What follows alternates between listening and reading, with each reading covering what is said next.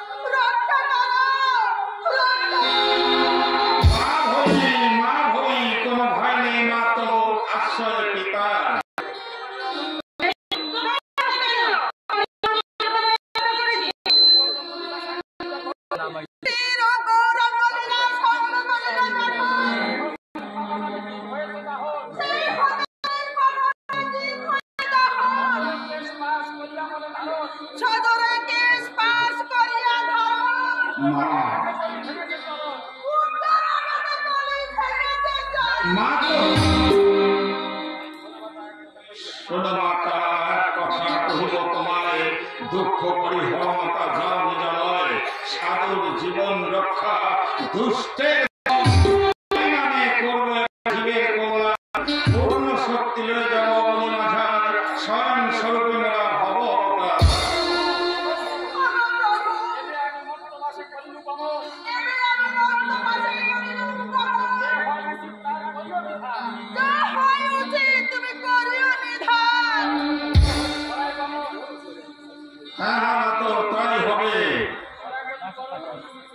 সমচিত শিক্ষা মানে আমি করিব বিচার।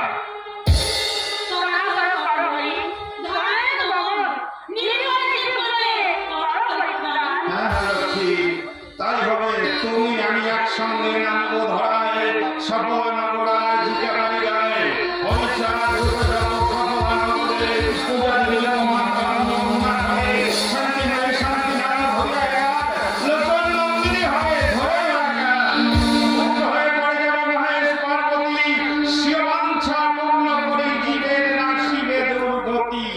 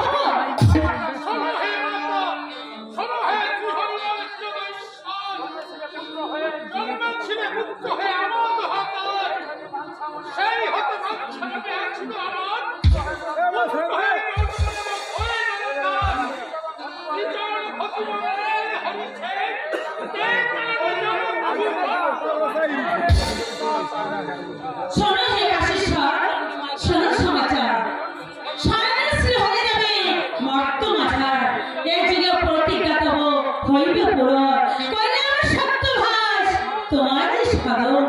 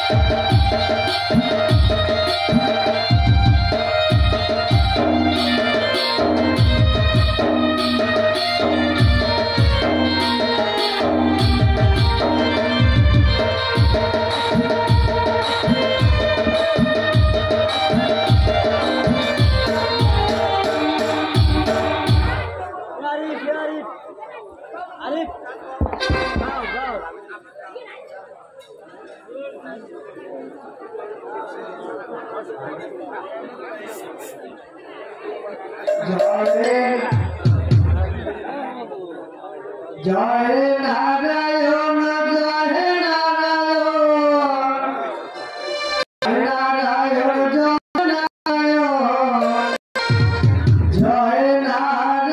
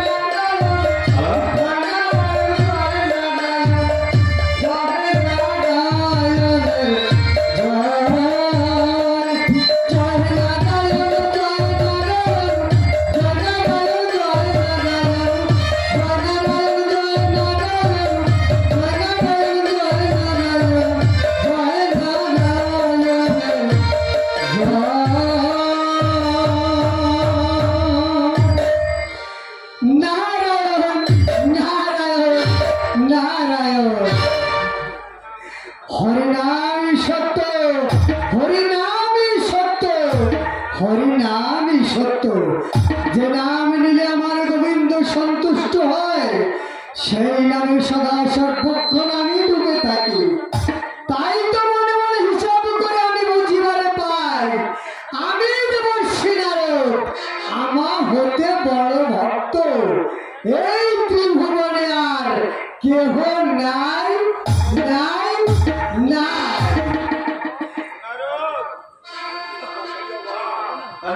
তুমি এখানে আমি তোমাকে খুঁজছি না কেন প্রভু? আমার চোখে যন্ত্রণা হচ্ছে না। সে কি প্রভু? ধরো কাল বিলম্ব করুন প্রভু, আমার মনে হয় আপনা আপনি ব্যথা নিবারণ হয়ে যাবে। আমি চিরদিনের মতো অন্ধ হয়ে যাব। সে কি প্রভু? বিপদ হারি আজ বিপদ, একটি বার খুলে বলুন প্রভু, কি হলে এই বিপদ থেকে মুক্তি পাওয়া যাবে? একটা কাজ করো নারদ, শীতবর্তন মতো ভাব যাও, সেখানে দেখতে পাবে অনেক ভক্ত আছে। যদি কোনো ভক্ত স্বেচ্ছায় তার একটা চক্ষু আমাকে দান করে আর সেই চক্ষু স্পর্শ করা আমার চোখের ব্যথা ভালো হয়ে যাবে। তাই যদি হয় প্রভু, তবে এই নারদ থাকতে দুশ্চিন্তার কোনো কারণ নেই। এখনই যাবো এই মত্তধারে, সমস্ত মত্তধাম আমি তন্ন তন্ন করে খুঁজে বের করবো সেই ভক্তকে। এখানে বিপদের সময় আর বিলম্ব করা ঠিক হবে না সাধু। আমি তাহলে এবার এখন আসি। নারায়ণ নারায়ণ নারায়ণ।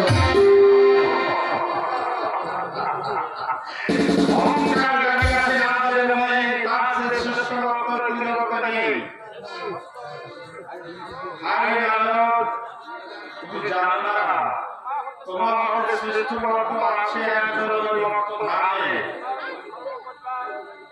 তোমার অহংকার আজ আমাকে খর্ব করতেই হবে। করিতেছি আমি সেই চোখের দেখা অভিনয় তোমার খর্ব করার জন্য। জানো না তুমি সেই ভক্ত ধামে যে স্বেচ্ছায় চক্ষু দান করে তুমি দেখতে পাবে স্বচক্ষে সেই ভক্তকে।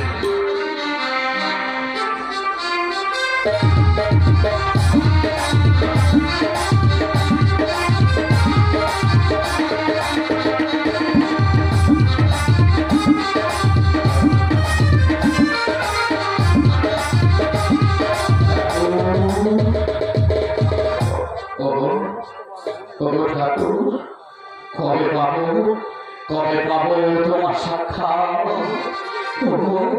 দয়াল, কবে পাবো তোমার দর্শন? প্রকৃত ভক্ত না হলে যে ভগবানের সাক্ষাৎ হলে না। ঠাকুর, কবে পাবো তোমার সাক্ষাৎ? তুমি বলে দাও ঠাকুর, তুমি বলে দাও কবে পাবো তোমার সাক্ষাৎ?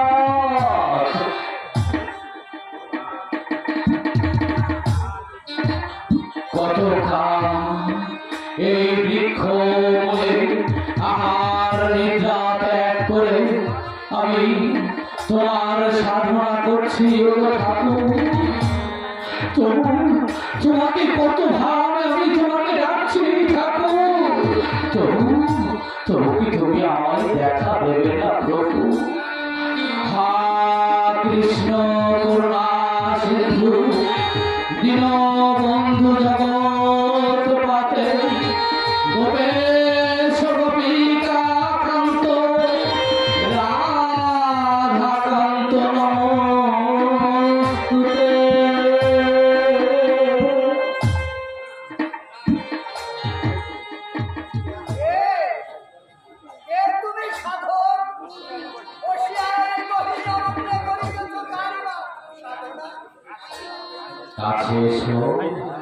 কাছে এসো তুমি, কাছে এসো।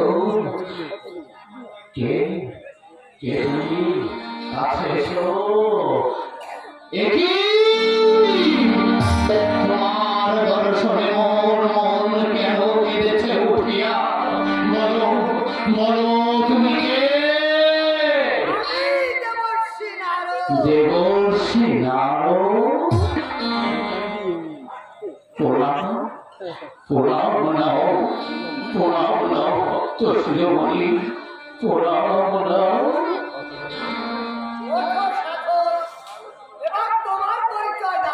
আমি দৈনিক ঋষি। হ্যাঁ,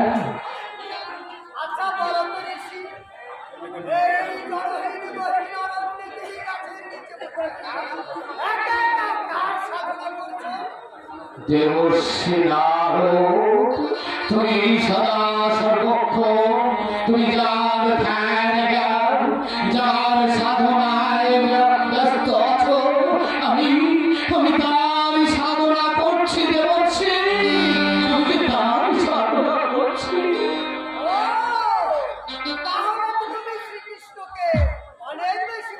না না না দেবর্ষি নারদ, না, আমি তাকে ভালোবাসতে পারি, আমি তাকে ভালোবাসতে জানি না। যদি আমি তাকে ভালোবাসতে পারতাম তাহলে আমাকে এত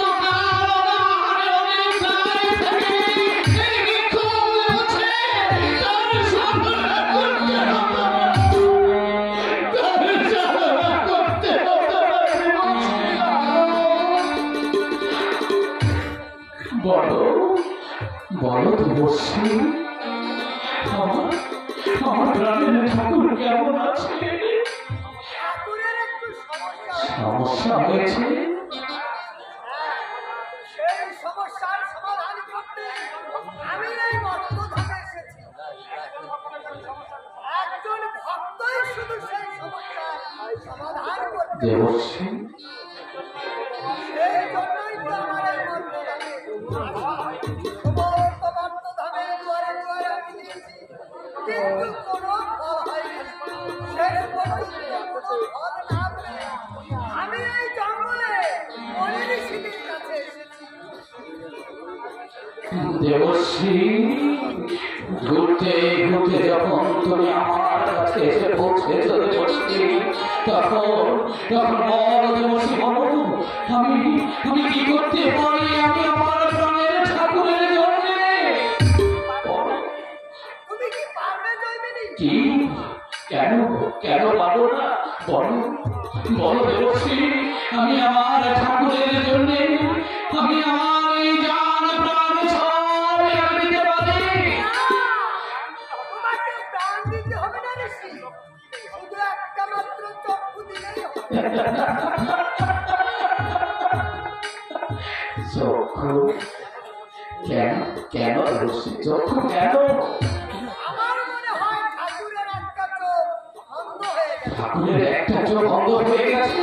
ভক্ত স্বেচ্ছায় তার একটি চক্ষু দান করে, সেই চক্ষু ঠাকুরের চোখে লাগিয়ে ঠাকুর পুনরায় আবার দেবশ্রী, এই সামান্য কথাটা বলতে তুমি এত বিলম্ব করলে দেবশ্রী?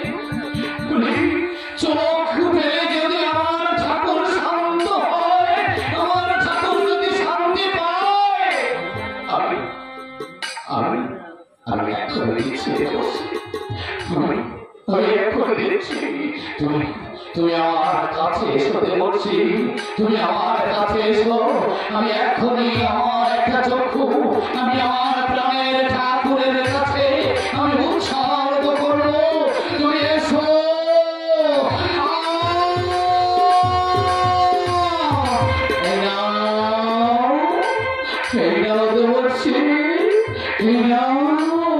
এখন যাও দেবশ্রী, তুমি আমার চক্ষু জানিয়ে তুমি আমার ঠাকুরের চোখে লাগিয়ে দিয়ে আমার ঠাকুরকে তুমি সান্ত্বনা দাও, আমার ঠাকুরকে তুমি শান্তি দাও।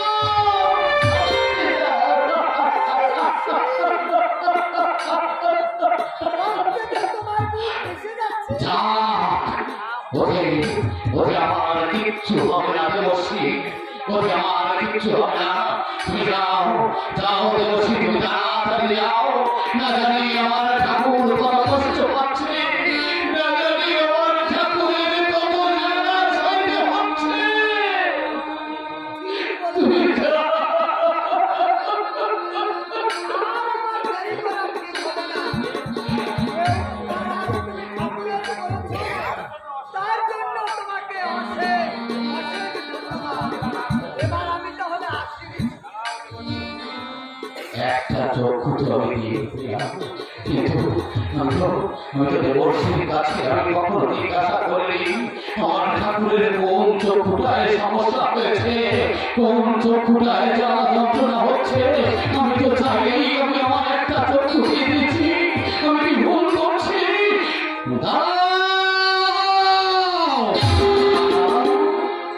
দাঁড়াও দেবশ্রী, দাঁড়াও। একটু কথা শুনে যাও দেবশ্রী। আচ্ছা দেবশ্রী, তুমি তো আমার কাছে কখনো বলনি দেবশ্রী আমার ঠাকুরের কোন চক্ষুটা লাগবে। তুমি তো আমার কাছে কখনো বলনি তুমি আমার কাছে একটা চক্ষু চেয়েছ, অমনি করে আমি আমার একটা চক্ষু তোমাকে দিয়েছি। তুমি তো বলনি দেবশ্রী। এবার তো তুমি আমাকে বিপদে ফেলে দিলে। বিপদে ফেলে দিলাম? ঠাকুরের কোন চক্ষুটা যে লাগবে তা তো আমি দেখে আসি। আর লক্ষ্য করেও আমি দেখিনি। আমার মস্ত বড় ভুল হয়ে গেছে। তোমার মস্ত বড় ভুল হলো। আমি তো ভুল করতে পারি না দেবশ্রী।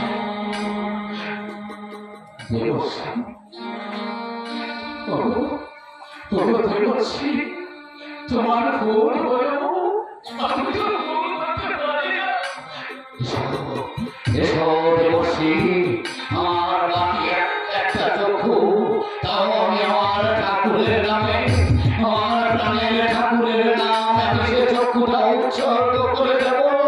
তুমি এসো, আমার ঠাকুরের কোন চক্ষুটা লাগবে তুমি সেই চক্ষুটা লাগিয়ে আর বাকি চক্ষুটা তুমি আমাকে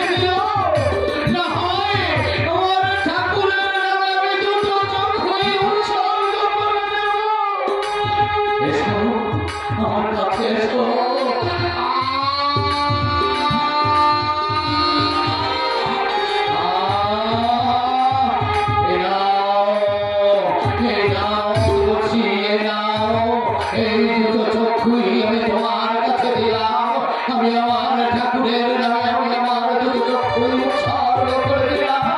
তুমি তুমি আর বিলম্ব করো না দেবশ্রী, তুমি আর বিলম্ব করো না, তুমি